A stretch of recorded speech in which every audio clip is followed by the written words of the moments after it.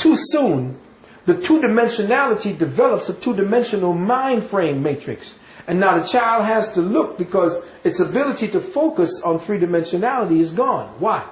When you take a child outside, there is depth, breadth, and perception when you're looking into trees or into forests or off across water or looking across land.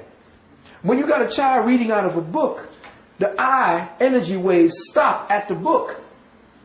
And the imagined pattern has to come from what the eye is supposed to perceive from physical life firsthand. It is trying to interface with that because the light waves are not coming back to him in dispersed manners. It's coming back to him in a flat wave back in his eyes. So it's not developing. It's not exercising. It's not opening and closing. The iris is not being nurtured with light frequency wave bands that come directly from the light of the sun or directly from the light of the moon, which feeds the eyes. So the body and the brain are not being fed all the light wave energies necessary to develop these patterns, these strands. So I would take the child completely out of a classroom, and that child would never go into a classroom until it was 7 years of age.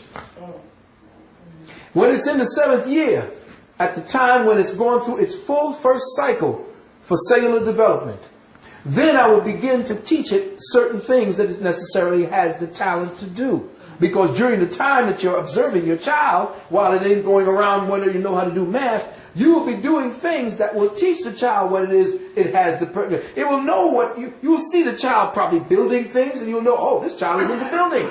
Or like your ancestors will just look at the child and say, oh, that's so-and-so. And immediately that child will want to do this.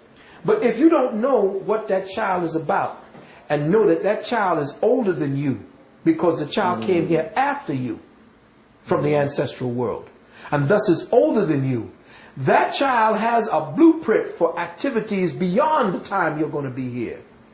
So if you're not developing, like the ancient natives said, we think, once we make a decision, we think 7 generations are beyond us. Why do we think 7 generations? Because we know that the child that's here is the child of the 7th generation.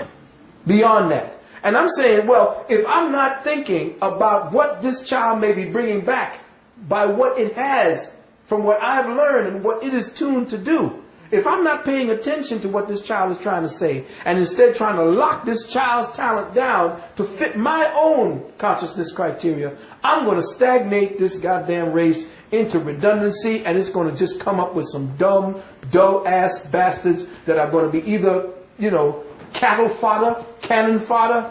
You see what I'm saying? We have useless eaters, like they call us, only because they have purposefully suppressed the ability for consciousness and spirituality to grow the way the cosmic consciousness has grown. So human beings are at least 2,000 years behind the cosmic clock, because we've been locked down in Christianity for 2,000 years, which has stopped us from spiritually developing. So 2,000 years behind the cosmic clock. This means that all the planets and all the suns and solar systems and galaxies are 2,000 years, according to our chronology, ahead of us in consciousness development. And we still trying to praise Jesus. Is that why the Christian president sounds so dumb when I hear him on TV? Oh, they sound really inane. They sound childlike and stupid.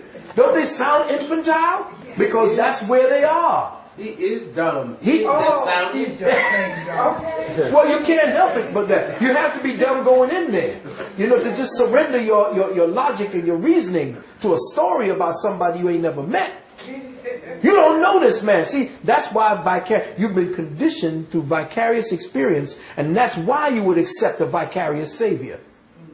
Just for the brothers and sisters who'll be watching this tape, who go to church and who have had earth-shattering experience, so to speak. There have been incidences, say, for an example, where people have been healed.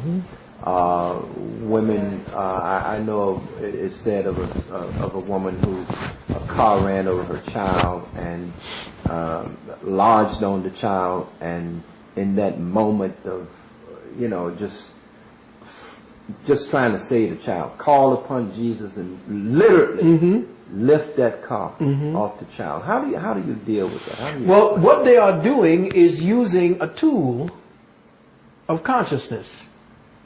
You could have called on Heru if you were taught what Heru is. But you see, black people are the ones, we are the ones, native peoples are the ones who are so spiritually based, it doesn't matter what we call it. But the problem is that they've turned that into a political weapon, where we become atrophied by the activities of the ones who control the God that you call. But see, you are the one who is the God calling upon yourself to lift that. It was the fear and chemically the adrenaline from your adrenals. And the kidneys are the seat of your ancestral energy. And the unconditional love between the mother and the child. Oh, there it is. And once that happens, you can find the strength, because your kidneys are the basis of your ancestral strength. And when you call upon that strength, you call upon your kidneys. And in ancient Chinese medicine, it is the kidneys that control the muscles. And if that's the case now, and your kidneys also are the seat of your ancestral ki, I think it's called your jin, or whatever it is, that energy there, no, not the chi, there's a certain type of energy called the jing and something else. But we know it's the overall chi. But that's what you're calling up. Then you're calling on your ancestors' energy. It's already you, because you've been made to believe it's a vicarious savior outside of yourself. But the savior didn't do it, you did it. Would that apply also when the preacher lays on hands and someone is healed, Right. people in a wheelchair? Yes, it's called suggestion. I can make you heal because okay, I'm also a, I say this, then people say, oh, that's how you do that. No. I'm also a hypnotist, one who deals in therapeutic hypnosis. And the first thing they teach you is that all hypnosis is self-hypnosis. It's true to the extent you believe it. Exactly. What you do is you open up through trust and believe that the person is there to help you.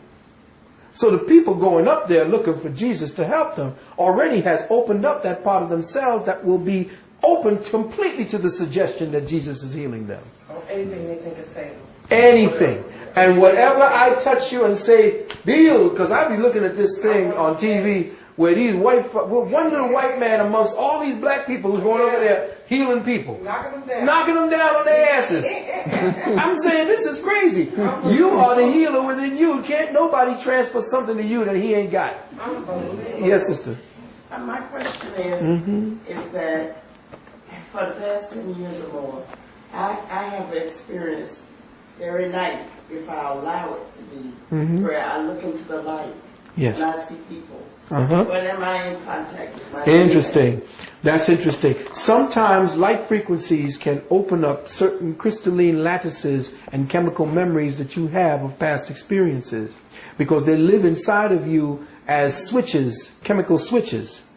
And if you look into the light, that may be the spirit catcher that you have. Certain people use things, like certain people can get into trance just by using a ball and twirling it. Some people use water. Yes. Now, if you look in the light and that triggers something into you, that means that that's the way that you trip this mundane reality and fall into the other reality. You see? The secret is that supposedly at the time when we were created gods, the fall caused the split in our brain. And this is why you have two halves. Thinking about what she just said, it kind of came to me that we can manifest what we need. Like you could call on a God, it could be your mother, or anybody that crossed over. If you feel you need them at the time, and you can manifest in your life what you think you need to save you and take you over. It is who you are.